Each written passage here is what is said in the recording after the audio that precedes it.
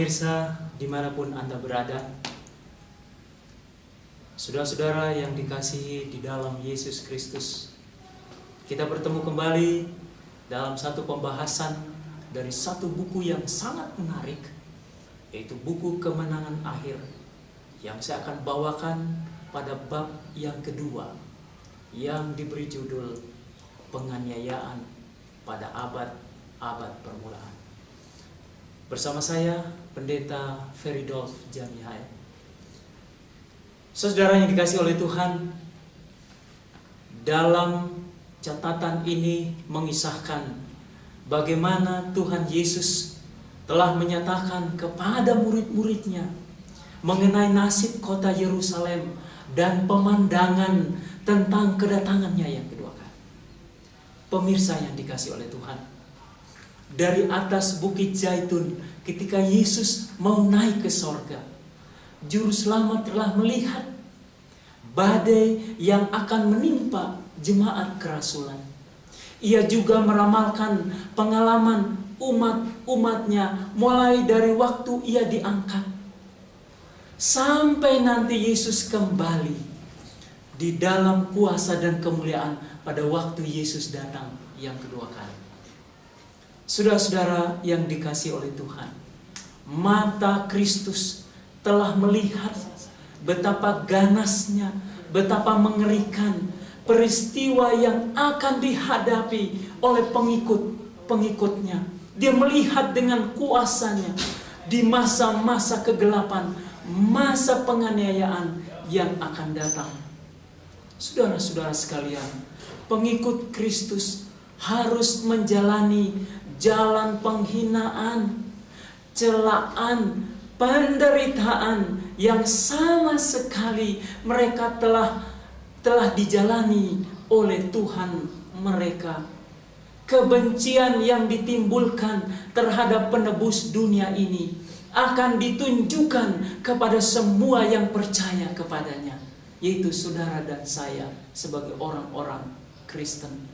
Kekafiran melihat jika Injil menang, maka kuil-kuil, mesbah-mesbah penyembahan berhala mereka akan dimusnahkan. Itu pemikiran mereka. Oleh sebab itu, mereka memerintahkan pasukan-pasukannya untuk membinasakan orang Kristen. Pemirsa yang dikasihi oleh Tuhan, api penganiayaan telah disulut dan orang-orang Kristen telah dirampas harta milik mereka dan diusir dari rumah mereka, diperlakukan dengan tidak semena-mena. Ibrani pasal 10 ayat 32, firman Tuhan katakan, ingatlah akan masa yang lalu. Sesudah kamu menerima terang, kamu banyak menderita oleh karena kamu bertahan di dalam perjuangan yang berat. Saudara-saudara sekalian yang dikasihi oleh Tuhan, kita melihat sejarah ini. Sejarah mencatat ada yang diejek, ada yang didera, dibelenggu dan dipenjarakan. Banyak yang memeteraikan kesaksian tentang Juru Selamat mereka dengan darahnya sendiri dan dibantai tanpa belas kasihan.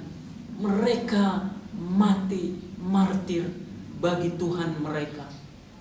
Permulaan penganiayaan telah disulut ketika munculnya zaman Kaisar Nero.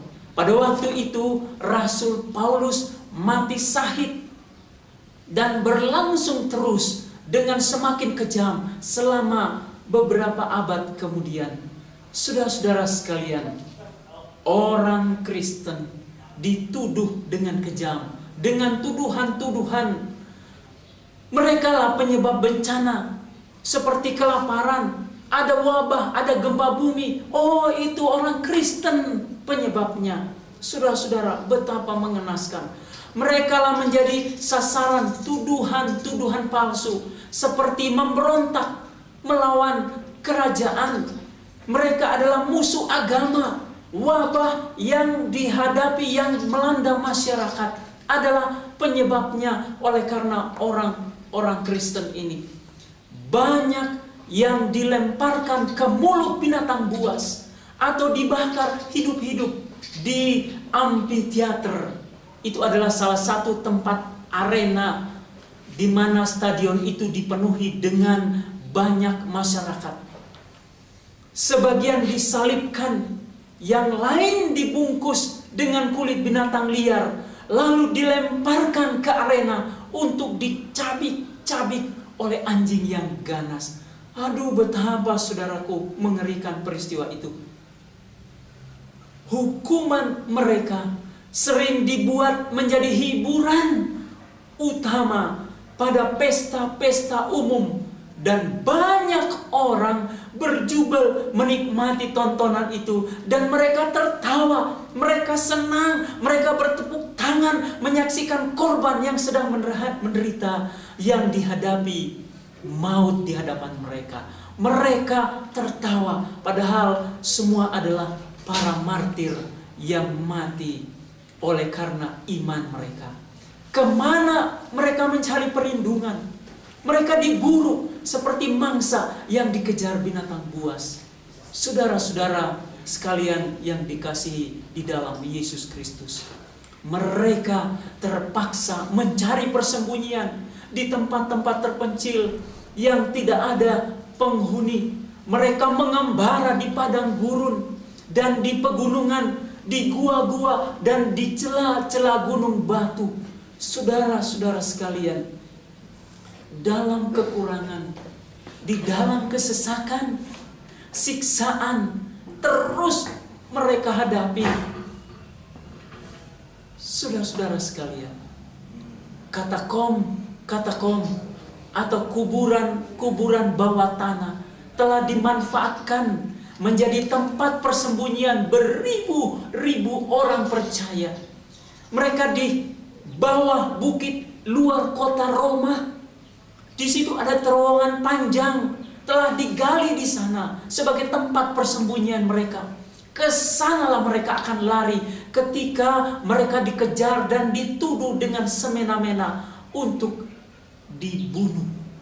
Pemirsa yang dikasihi oleh Yesus Kristus, meskipun menghadapi penganiayaan yang paling kejam ini, saksi-saksi Kristus ini tetap memelihara iman mereka, dan mereka tidak tercemar oleh dosa. Meskipun jauh dari segala kesenangan, ditutupi dari sinar matahari, tinggal di dalam gelap di dalam tanah, mereka tidak mengeluh sedikit pun, saudara-saudara. Dengan kata-kata iman, ketabahan dan pengharapan, mereka saling menguatkan satu dengan yang lain. Mereka mengingat kata-kata guru besar mereka yang bila mana dianiaya demi Kristus akan sangat bersukacita, karena besarlah upah mereka di sorga. Karena demikianlah juga nabi-nabi dianiaya sebelum mereka, seperti yang terdapat di dalam Ibrani pasal 11 ayat 25. Mereka merasa bersukacita karena mereka dianggap layak menderita demi kebenaran. Dan nyanyian kemenangan berkumandang naik dalam api yang mengamuk ketika terbakar, sementara suara mereka masih dapat dikumandangkan. Mereka memuliakan Tuhan tanpa melihat musibah yang membawa kematian yang mereka alami. Nah pemirsa, kita akan sambung kembali, kita akan lanjutkan kembali pembahasan ini setelah pesan berikut ini.